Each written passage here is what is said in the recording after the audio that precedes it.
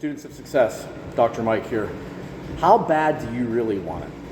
Honestly, it's 4 a.m. I'm in South Carolina. I'm at the gym at my son's new housing complex.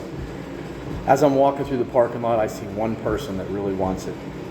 So if you're watching this video right now, think about it. There are a lot of people in this world that are not willing to do the work. The question is, are you willing to do it?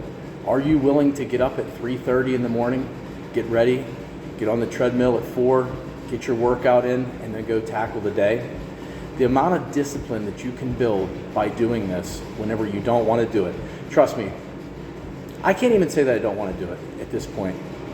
At 3:30 in the morning, when I got up, I felt energized. I felt ready to go because I know that 99% of the people out there are not willing to do this.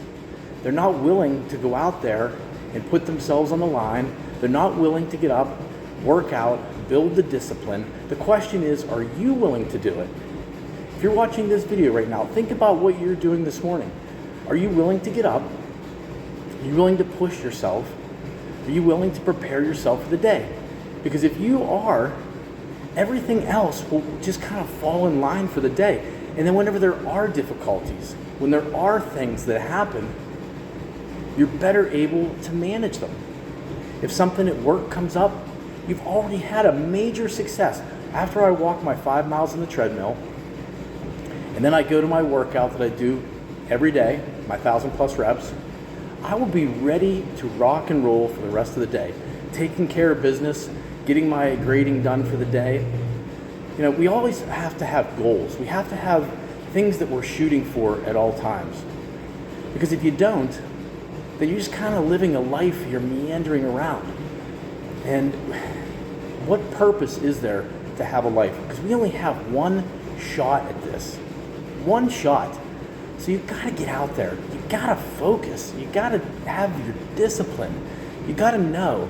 The thing that inspires me the most is, like you said, when I was walking over here, seeing that it's still dark outside, but how many people are just sleeping and dreaming of a better life, dreaming of something that they want that others don't. Because I can tell you that whenever you succeed, the first thing they're going to do is throw garbage at you mentally, saying, oh, it's not fair, you got this, it was easy, you got something handed to you. Nobody is handing me something at 4 o'clock in the morning. They don't see these hard times in your life. They don't see the early mornings. They don't. All they see is your success, and that's where their focus is, and they just think that you were born this way. None of us are born successful. We have to build it. We build it through our pride, we build it through our discipline, and that is where happiness comes from. If you are one of those people that are completely focused on being happy all the time, the only way that you are going to achieve this is through hard work and discipline and pride. Like I said, I'm down here right now with my son, getting him in for medical school. It starts on Monday. How much more pride could have... If you are a parent, think about it. What is the number one goal that you have in your life? What is the number one goal that you should have in your life? Because my parents weren't that way. I felt like, and from the area that I come from, that a lot of parents these days have resentment towards their kids. They don't want them to succeed any higher than them because it makes them feel bad because they did not take on those opportunities in life. And for some messed up reason in their head, they try to keep them at home. They try to clip their wings. They try to ground them and keep them tight because it's like they're afraid that if they do go out and succeed, that they are going to leave them. Don't be one of those kind of people. Set them free. Allow them to grow. Let them be the best they could possibly be because that comes back at you. I want my kids to be the best. I want them to travel on and be the next generation to have it better and better and better. That is what... So if you are younger and you're not to this stage, you're not 50 years old, think about your life and the destiny that you're going to have for you, your family, your kids someday. Start building it today. Don't wait till you're 50. Start building that foundation that you can pass on to your kids, that their kids can pass on to their kids. Even with these videos, I don't make these videos for the world. I make these videos for my grandkids.